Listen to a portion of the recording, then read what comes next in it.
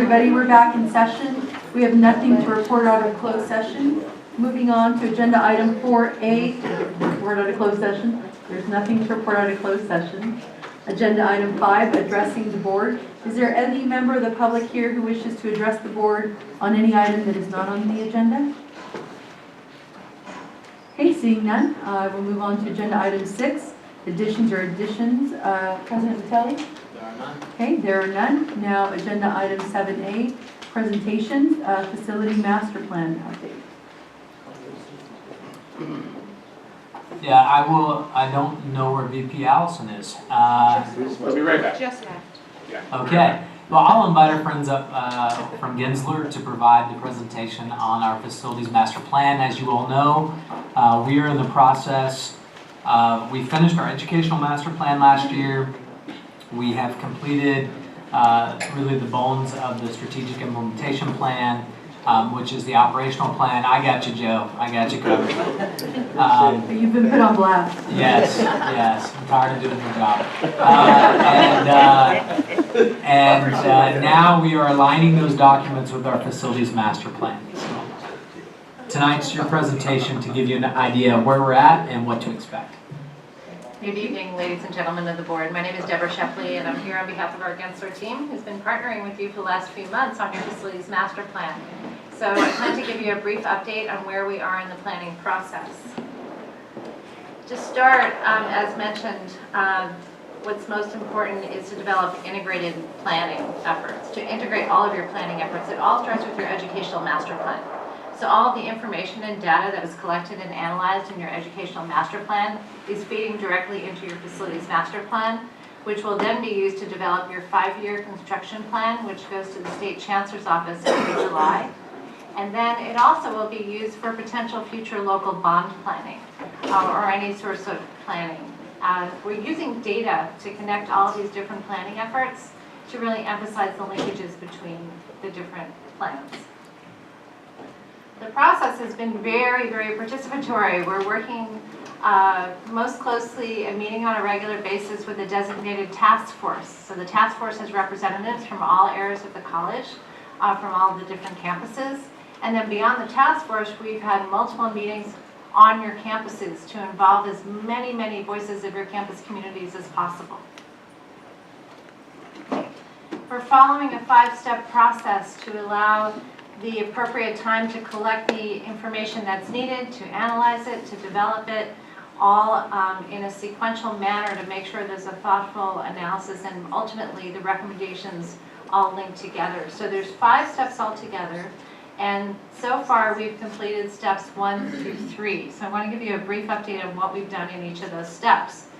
It all began with step 1, where we began preparing, and that happened in September. So you can see the 5 steps here on the timeline and where we are right now with the red large box. So we've completed steps 1, 2, and 3, and we've started on step 4, which is explore. And you can see at the very bottom of the red vertical box is a purple box where we are today meeting with the board on January 8th. On the bottom, there's a number of multicolored dots. Those indicate all the opportunities we've had in the planning process to interact with your campus communities and with the task force. We had 3 task force scheduled for January 19. For coming up in this semester of 2019, in January, 1 in March, and 1 in April. And the target is to complete the master plan and bring it to you for your final review and approval in May of 2019 to complete it within this academic year. In the prepare phase where we started, we began by understanding what has to inform all of your planning efforts, understanding your vision and your mission. That's a starting point. We look closely to understand your core values. Again, all this needs to inform the facilities master plan. And then specifically pulling out your educational master plan goals. These 6 goals are so important that they link directly to the conversations we're having related to facilities. So we highlighted some of the key words that are translating directly to some ideas that we're talking about in the planning process. In step 2, that's the analysis phase. We did a lot of analysis of both qualitative and quantitative data. starting by understanding all of your campuses. So we're analyzing all 3 campuses that together make up Merced College. And we're looking at the existing conditions. We're looking at a number of different things. We're looking at how the campuses have developed over the years, when buildings were added and when and why. We're looking at the condition of the facilities to understand which facilities might need more attention than others, and a very, very important piece of information regarding how a facility will be either renovated or potentially replaced. We're looking at a number of circulation patterns on campus, including vehicular and pedestrian, identifying those issues that need to be addressed. And we're looking at the zoning of functions on your campus to understand what's working well and, again, what might need to be adjusted in the future to address your educational master plan goals. So our team did the analysis of existing conditions, and then we spent some time on your campuses doing what we called vision sessions. So that was our opportunity to interact with your campus communities and ask a whole series of questions. These are some that are listed on this slide. We asked people where their favorite place on campus is. Where's their least favorite places on campus? We asked where people go to study, to focus, to socialize. We asked students where they go to hang out with their friends, where they go to when they really, really want to focus and study and be by themselves. We also asked about their general time on campus. What do they do in addition to attending class? What happens outside of class? Because we know that those activities are so important to inform student success. This is one of the fun boards. Actually, I'll flip back for a minute. This photograph that you see, this board that they're surrounding, was a board we called 100 Ideas. And we asked everybody to put up any idea they could think of that would make the campus a better place. We collected all those ideas, we analyzed them, and 6 common themes emerged. These themes are about improving student and campus life, a lot of detail about student support services, many, many comments about food and health, circulation and parking, of course, which is always a topic, open space, and facilities. And then we knew that not everybody could actually be part of a vision session or physically be on campus, so we also reached out via an online survey to get additional comments and input. Again, just broader opportunity for people to be involved in the process. And we asked a series of questions. This is just one example. We asked a question about how people get to campus and how long their commute time is, and we asked them how long it takes to find a parking spot. So that's just an example of some of the questions we asked. We also asked some open-ended questions. This one was about what's the greatest opportunity at Merced. And we got some physical comments and recommendations, for example, to update classrooms, but also this one on the right. Someone said one of the best parts was to be involved in the process of facilities master planning.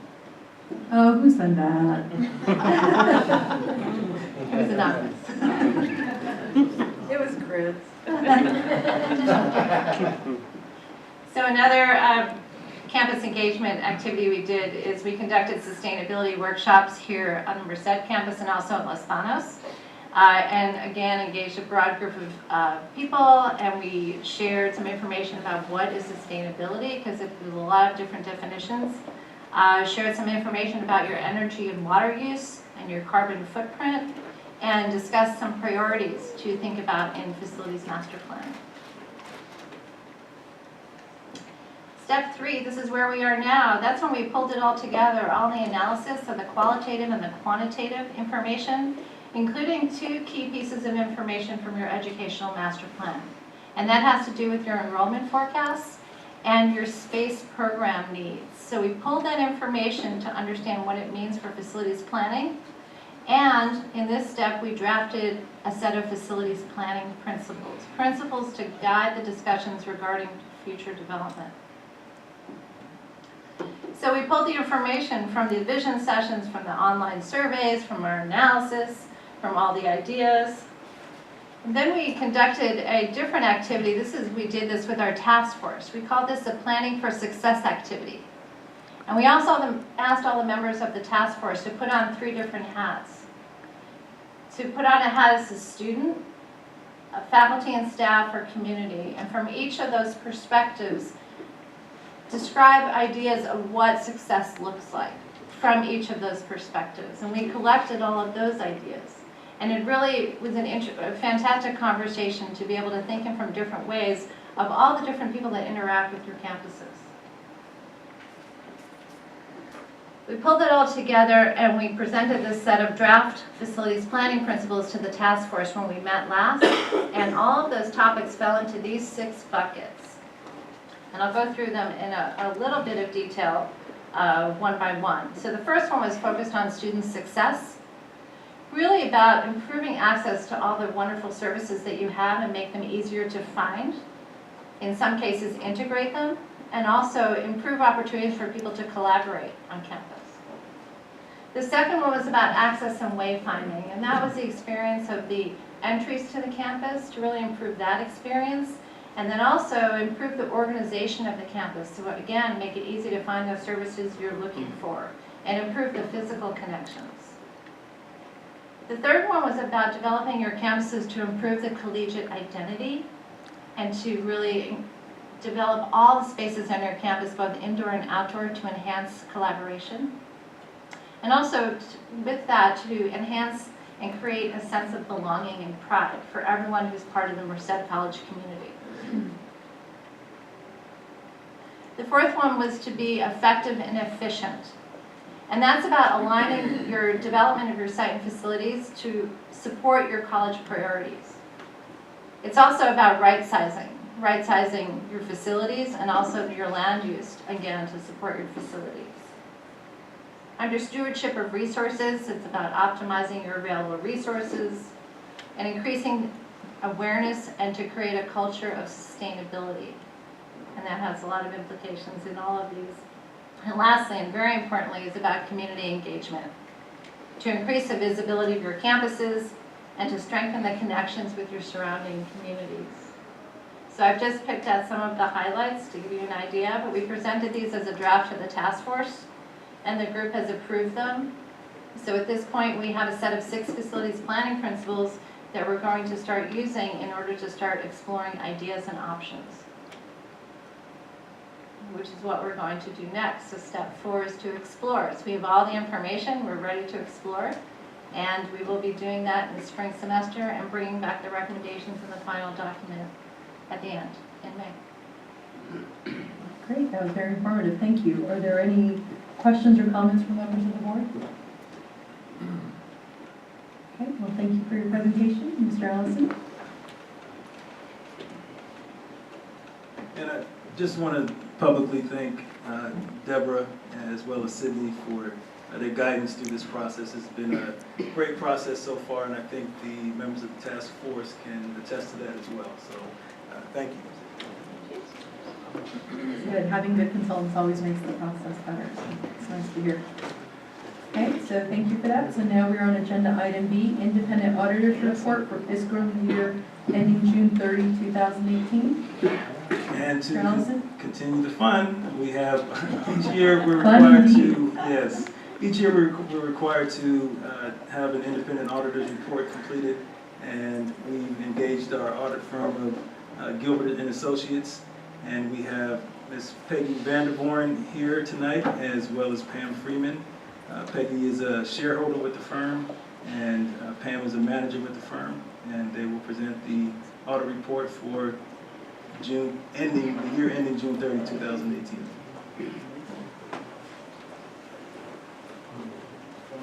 Good evening. Good evening. Good evening. So I've had an opportunity already today to meet with your audit committee, and we went through all the audit reports thoroughly. The district report was 72 pages, so don't worry, I won't keep you here all night. So I'm just going to give you a brief overview, and if you have any questions, we can talk about those at that time. So the scope of our work for the district, by the way, this is our 4th year working with the district, so we've had a continued good working relationship, and management has been very forthcoming in providing us all the information we request. Going through a financial and compliance audit like we do is a very cumbersome process. We ask for a lot of documentation. There's a lot of rules and regulation that the district's required to follow, and so I feel that we've done the district has done a really good job. There is one finding that I'll go through a little towards the end, but it's minor in terms of our opinion. The scope of the work that we did for the district's audit is the district's financial statement audit, which also includes the foundation. So in the district's financial statement, there's a column for the primary institution and then also the foundation. Additionally, there's 2 bond fund reports. That's the financial statement for the 2 bond measures and then the performance audit, which is required under Proposition 39. For all 4 of those reports, we had clean, unmodified opinion, which is the best opinion that we can provide as auditors. There's also aspects related to federal and state compliance. This district is subject to a federal single audit, which covers the $20 million in federal expenditures the district received. The primary testing we do in that area is for student financial aid, since that's the majority of the federal funding the district receives. Additionally, there's state compliance from the state chancellor's office that's incorporated in their CDAM audit guide, which we incorporate as part of the audit. For both those, we had clean opinions. We did have one finding in the federal area this year, and it was required to be reported because it's compliance. However, I don't believe there's going to be any fiscal effect on the district. The finding was related to reporting the student financial aid FISAP report 11 days past the due date. So, but other than the federal finding, there was no financial statement and no state compliance findings.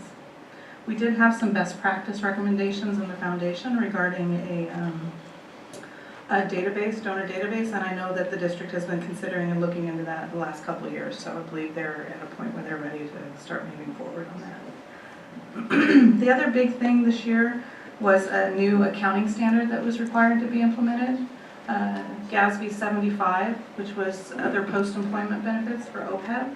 It required the district to bring on the full accrual of the liability that the district has for other post-employment benefits. So it required this year to bring on $56.8 million in total liabilities. So there are additional footnote disclosures and information in the audit report related to that. So other than that, if anybody has any specific questions, I know you've had the reports in advance. And as I mentioned, we met with the audit committee, which includes 3 board members, and went through it in more detail earlier this afternoon.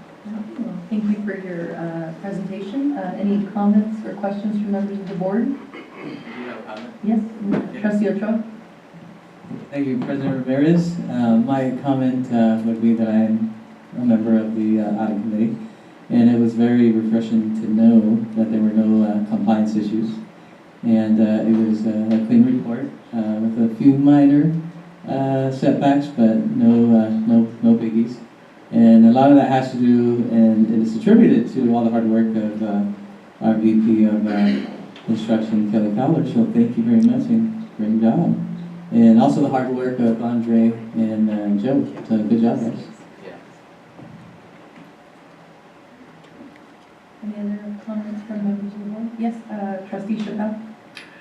Well, I was totally overwhelmed with those reports, and I'm just thanking God I'm not on the audit committee. But that's a lot of work that you do, and I was really interested, but very difficult to get through all those databases. I really hope the foundation takes your recommendation, and I'm going to see that that happens.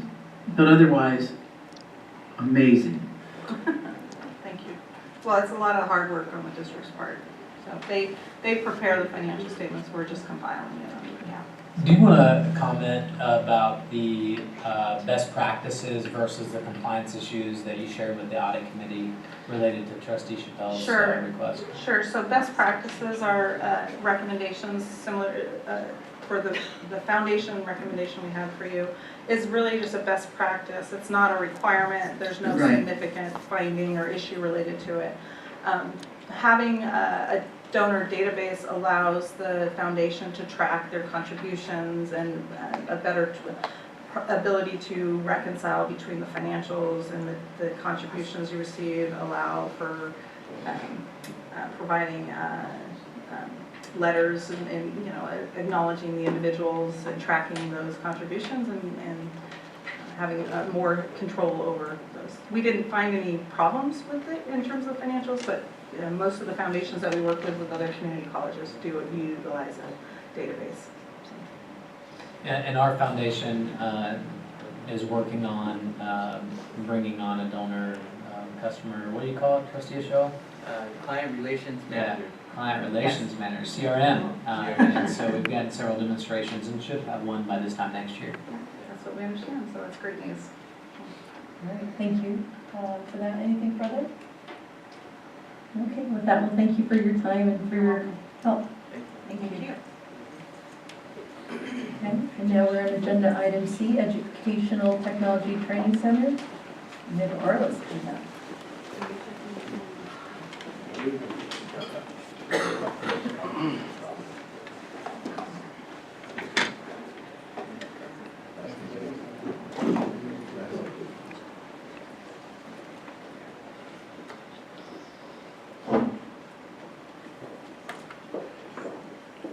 Good evening. Good Madam evening. Chair, members of the board. It is my privilege to introduce Omar Anoviska, the Director of the Educational Technology Training Center here at Merced College.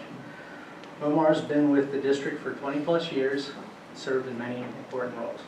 Most recently, as the Learning Resources Center Technical Manager.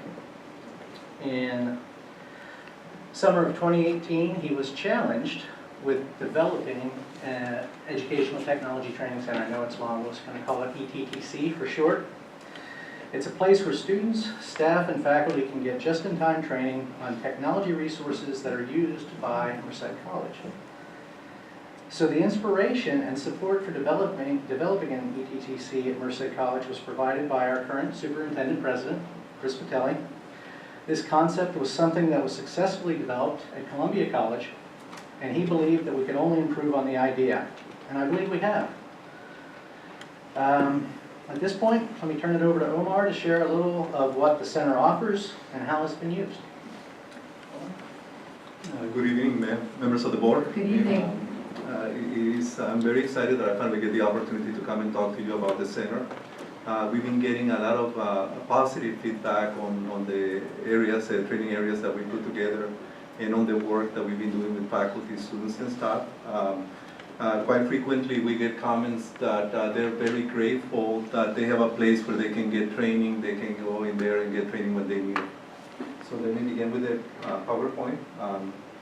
We opened up the center at the beginning of the fall semester 2018 with the mission of providing just-in-time training to student, faculty, and staff on existing and emerging technologies in support of the college mission and strategic goals. And what we want to do is promote the effective use of technology to facilitate and enhance teaching and learning that can lead to greater student success. We are located in the Interdisciplinary Academic Center, the IAC, in a specific room 140 and a couple of offices in the back. We are open Monday through Friday from 8 a.m. to 5 p.m. And our facilities include the following. We have the large room that you see here on the picture. It includes multimedia equipment podium that can project not only to the big screen on the wall, but also to the large television on the other wall, and to any of the computers within the room. It's a very advanced technology installation, and it's very engaging, and the students and staff that work with us, they quite like the way it works. So we're getting a lot of people calling us about using the facility. In addition, we have a collaboration